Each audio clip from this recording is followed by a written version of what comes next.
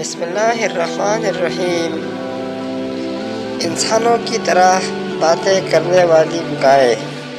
ابو ہریرہ رضی اللہ تعالیٰ عنہ فرماتے ہیں کہ آپ صلی اللہ علیہ وسلم نے ہمیں یہ واقعہ صبح کی نماز کے بعد سنایا۔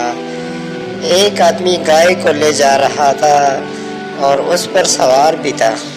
گائے کے آہستہ چلنے کی وجہ سے اس شخص نے گائے کو مارا تو اللہ تعالیٰ نے گائے کو بولنے کی قوت دی۔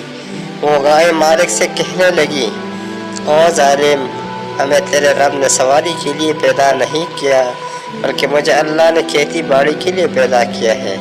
یہ سن کر وہ کہنے لگا، سبحان اللہ، اب تو گائے بھی باتیں کرنے لگی۔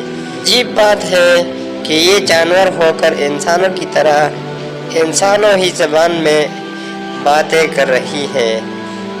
حضور صلی اللہ علیہ وسلم کو یہ واقعہ جبرائیل علیہ السلام نے بتایا تھا، جو آپ صلی اللہ علیہ وسلم نے صحابہ سے فرمایا، بلا شبہ میں ابو بکر اور عمر اس بات پر یقین رکھتے ہیں، اللہ چاہے تو گائے بھی انسانوں کی زبان باتیں کر سکتی ہے، جیسا کہ حضور صلی اللہ علیہ وسلم نے ایک اور موقع پر فرمایا کہ دجال کے زمانے میں اس کی چھڑی اور اس کا جوتا تک لوگوں سے باتیں کرے گا، اس کو دیکھ کر کمزور لوگ اس پر ایمان لے آئیں گے۔